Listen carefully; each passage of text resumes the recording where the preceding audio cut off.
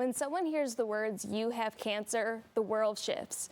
But sometimes a simple gesture can make it shift back towards hope. Today, we bring you a story of Hope Scarves, a gentle and powerful reminder that you are not walking this path alone. It all began with a box of scarves and a note that said, "You can do this." What grew from that small act is now an international movement. Over 37,000 scarves have traveled across all 50 states and more than 30 countries, reaching hospitals, resource centers, and of course, patients. Each scarf carries more than just warmth. It carries stories of courage, connection, and healing. There are more than 2,000 personal stories shared by survivors facing over 90 types of cancer, helping others feel less alone. Here to tell us more about their mission is Marketing and Events Director, Marcella Kragel. Thank you so much for being here today. Thank you for having me, Elle. I appreciate it. This is such a beautiful story, how a simple act of kindness has really moved into a worldwide movement. So tell us about how Hope Scarves really began. So Hope Scarves, like you said, began just with a simple gesture, a box of scarves sent to our founder, Laura McGregor. She went through her first round of treatment and tried to return the scarves. And the woman that she returned them to said, "No, pass them on." And that planted the seed for the whole idea of the organization. And now 37,000 scarves later. Absolutely. 37,000 scarves, over 38 countries. I think we just hit our 39th country.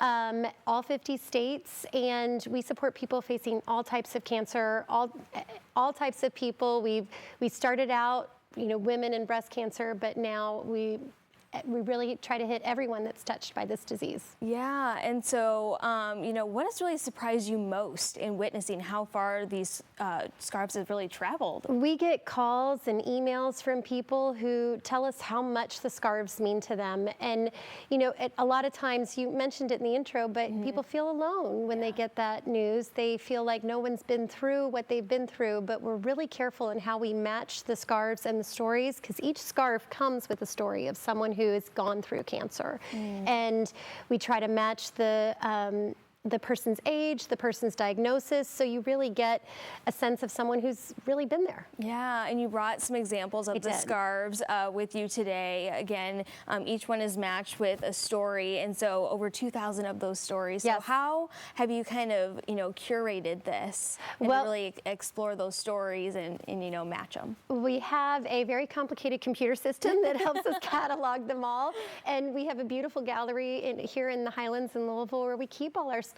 And people say, if they're gifting a scarf, they say, for my aunt, she really loves pink and butterflies, and we really do our best to make sure that people really get something they're going to love and cherish. And we don't ask for them back. If you want to return it, great. If not, please keep it for yourself, and it's part of your story moving forward. We do ask that people share their stories with us, though, because that's how we continue to grow. Of course. And so you have so many fun events all throughout the year. Yes, you have so many. That's more my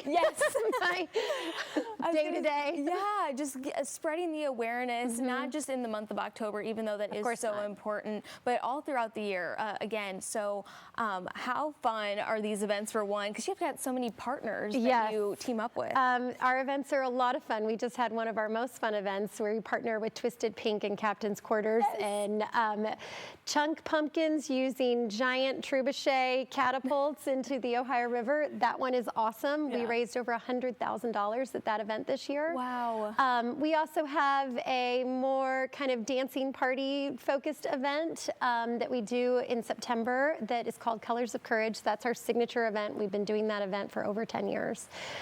We also do smaller one-off events. We have a pickleball tournament coming up this fall. We're doing a wreath-making holiday workshop.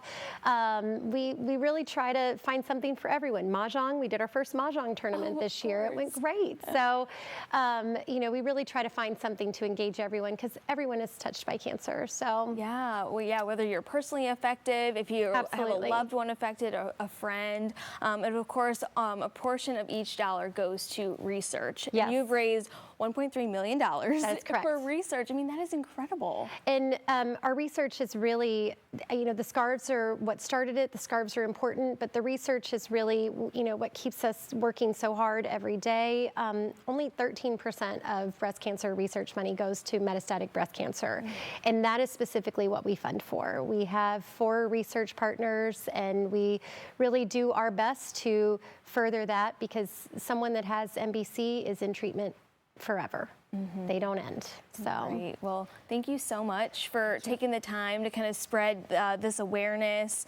You're helping so many women just feel like they're not alone. So thank you so much. Thank you. Appreciate you having us on. Of course. So again, if you are interested in learning more, just go over to hopescarves.org.